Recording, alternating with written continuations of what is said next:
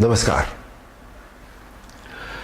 4 दिन पहले जब फिल्म आदिपुरुष का टीजर रिलीज हुआ, तब से लेके अभी तक चारों तरफ एक हंगामा है, एक शोर है।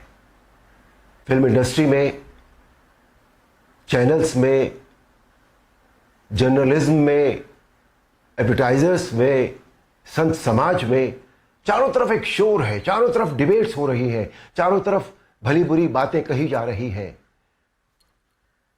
मेरे पास भी सैकड़ों फोन आए होंगे, सभी चैनल्स से फोन आए, जितने सभी जर्नलिस्ट हैं, बड़े बड़े जर्नलिस्ट, और सभी के फोन आए। They wanted my reaction on that, on the teaser, कि आपको कैसा लगा, आपके क्या रिएक्शन है, आप क्या सोचते हैं इस बारे में। मैं आपको सच बताऊं, मैंने एक भी शब्द किसी से नहीं कहा, मैंने बात ही नहीं की उस विषय में। मैंने कहा नहीं, मुझे कुछ नहीं कहना है। लेकिन मुझे लगा कि मुझे आपसे कुछ बात तो करनी चाहिए, आपसे करनी चाहिए। मेरे मन में बहुत सारी बातें बहुत सारे समय से आती रही हैं, और इस हंगामे को लेकर, इस इशू को लेकर मुझे लगा कि शायद ये सही समय है जब मैं अपनी बातें आपके साथ शेयर कर सकूं। दोस्तों, ध्यान से सुनिएगा। रामायण, महाभारत, श्रीमद् भागवत जैसे जितने भी ग्रंथ हैं, शास्त्र हैं, ये हमारी सांस्कृतिक और धार्मिक धरोहर है।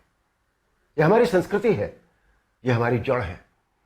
सारी मानव सभ्यता के लिए ये नींव के समान है, और न तो नींव को हिलाया जा सकता है और न ही जड़ को बदला जा सकता है।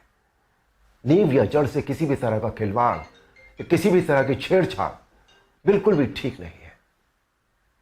हमें इन शास्त्रों से संस्कार मिलते हैं, जीवन का आधार मिलता है।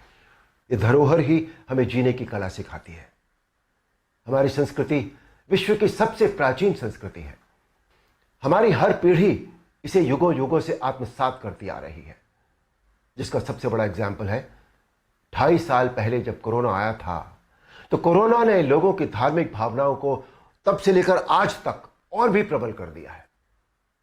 हमारी धार्मिक परंपराओं और मान्यताओं को और अधिक पुष्ट किया है इस महामारी ने।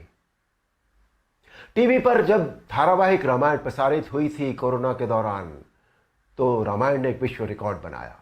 आप सब जानते हैं, हम सब जानते हैं, ये एक बहुत बड़ा संकेत है हमारी मान्यताओं और परंपराओं की प्रामाणिकता का।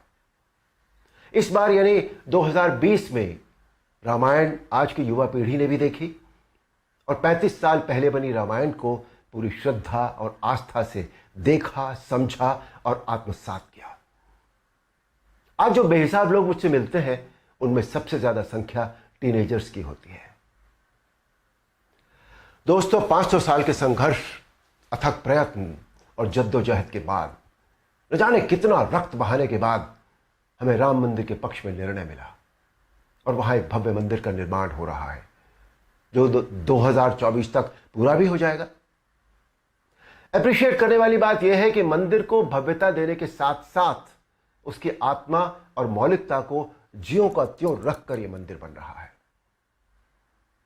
हमें अपनी सभी सांस्कृतिक और धार्मिक धरोहरों और मान्यताओं को जैसी वो है वैसी ही बनाए रखना चाहिए।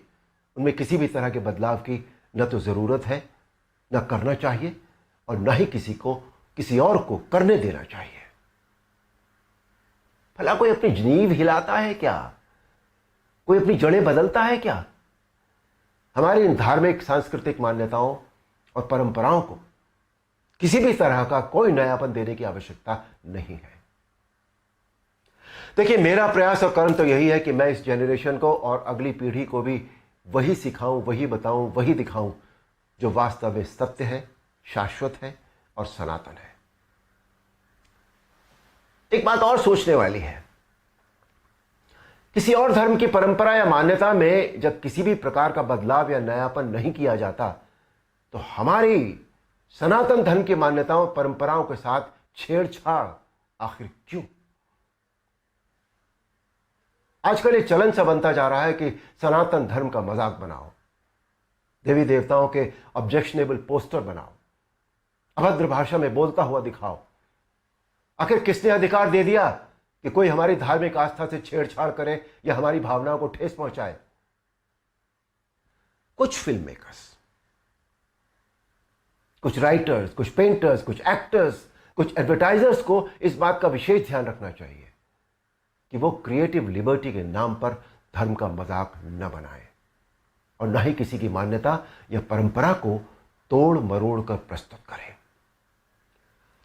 दोस्तों, ये किसी राजनीतिक पार्टी या धर्म के लिए नहीं, बल्कि पूरे देश के लिए एक स्वाभिमान बढ़ाने वाली बात है कि आज हमारे प्रधानमंत्री श्री नरेंद्र मोदी जी के नेतृत्व और कुशल मार्गदर्शन में देश के कोने कोने में सांस्कृतिक, धार्मिक और ऐतिहासिक धरोहरों को पुनः पहचान मिल रही है।